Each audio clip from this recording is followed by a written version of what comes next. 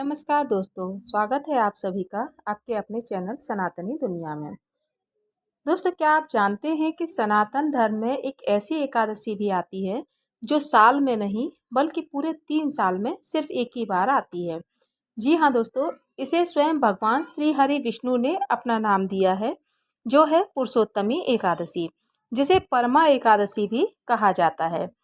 अगर आपके जीवन में भयंकर पैसों की तंगी है, कर्ज का पहाड़ जैसा टूट पड़ा है या फिर भाग्य आपका बिल्कुल भी साथ नहीं दे रहा है, तो आने वाली 11 जून 2026 का दिन आपकी ज़िंदगी बदल सकता है।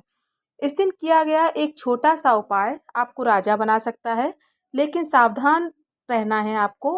अगर आपने इस दिन एक छोटी सी गलती भी कर दी, तो भगवान विष्णु आपसे क्रोधित हो सकते हैं। आज के इस वीडियो में जानेंगे पुरुषोत्तमी एकादशी का शुभ मुहूर्त, सही पूजा विधि और वो गुप्त उपाय जो आपकी बंद किस्मत का ताला खोल देगा। वीडियो को अंत तक जरूर देखें, क्योंकि अधूरा ज्ञान हमेशा खतरनाक होता है। आगे बढ़ने से पहले ये जानना जरूरी है कि आखिर इस एकादशी को करोड़ों में एक क्यों कहा जाता है। असल में जब पंचांग में अधिक मास या पुरुषोत्तम मास आता है, तब यह विशेष एकादशी पड़ती है। शास्त्रों में लिखा है कि इस महीने को पहले मलमास कहा जाता था और कोई इसका आदर नहीं करता था। तब इस महीने ने दुखी होकर भगवान विष्णु की शरण ली। भगवान विष्णु ने मुस्कुराते हुए इसे अपना ही नाम दे दिया, पुरुषोत्तम मास। श्री कृष्ण ने स्वयं कहा है कि इस एकादशी को व्रत रखने वाले को पूरे साल की सभी एकादशियों से 1000 गुना अधिक पुण्य फल मिलता है। यानी जो पुण्य आपको जीवन भर की तपस्या से नहीं मिलता, वो सिर्फ एक एकादशी के दिन व्रत करने से मिल जाता है। पंचांग के अनुसार साल 2026 में पुरुषोत्तमी यानी परमा एकादशी की सही तिथि और मुहूर्त कुछ इस प्रकार हैं। इसे ध्यान से नोट कर लीजिए, जो कि आप भूल न जाएं। दोस्तों, व्रत की तारीख रहेगी 11 जून 2026, दिन गुरुवार। गुरुवार का दिन होने से इस एकादशी का महत्व 100 गुना बढ़ गया है, क्योंकि गुरुवार भगवान विष्णु का ही दिन है। एकादशी तिथि का प्रारंभ होगा 11 जून 2026 को रात 12:58 से, और यह तिथि 11 जून 2026 को रात 10:26 पर समाप्त हो जाएगी। पूजा का सबसे श्रेष्ठ मुहूर्त रहेगा सुबह 10:37 से दोपहर 2:06 तक। व्रत पारण यानी व्रत खोलने का समय रहेगा अगले दिन यानी 12 जून 2026 को सुबह 5:44 तक। 5:44 से सुबह 8:25 के बीच आप कभी भी व्रत को खोल सकते हैं। ध्यान रखना है आपको कि पारण के समय में की गई गलती व्रत को खंडित भी कर सकती है।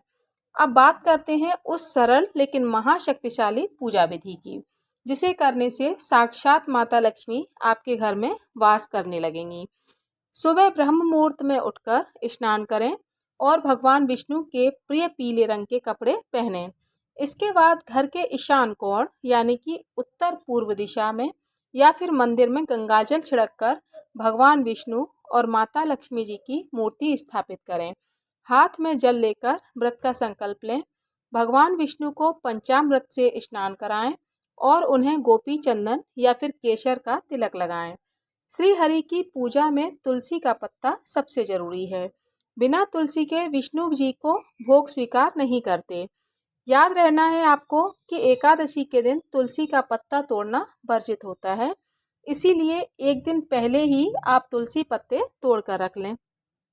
पूजा करते समय ओम नमो भगवते वासुदेवाय या फिर हरे कृष्ण महामंत्र का कम से कम 108 बार जाप अवश्य करें। चलिए अब आपको बताते हैं कि इस दिन का वो गुप्त उपाय जो सिर्फ पुरुषोत्तम मास में ही काम करता है।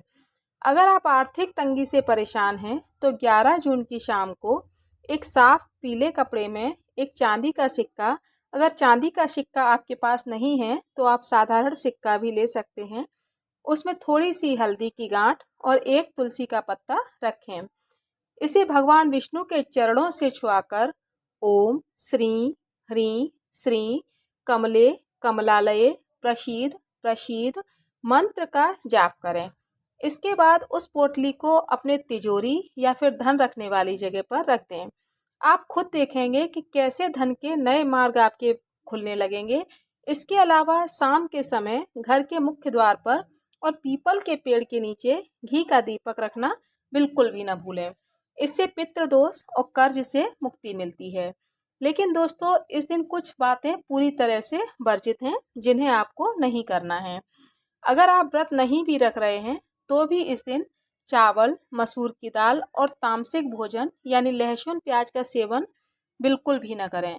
किसी से वाद विवाद न करें, लड़ाई झगड़ा न करें और कलह कलेश से बचें और ब्रह्मचर्य का पालन करें। दोस्तों, अगर भगवान विष्णु की असीम कृपा पाने का यह दुर्लभ मौका अपने हाथ से बिल्कुल भी न जाने दें। कमेंट बॉक्स में पूरे भक्ति भाव से जय श्री हरि विष्णु या फिर राधे राधे जरूर लिखें। अगर आपको यह जानकारी अच्छी लगी हो तो वीडियो को एक लाइक जरूर करें।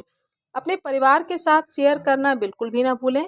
ऐसे ही और धार्मिक जानकारियों के लिए मेरे चैनल को अभी सब्सक्राइब करें। मिलते हैं अगली वीडियो में, तब तक के लिए धन्यवाद। जय श्री कृष्ण।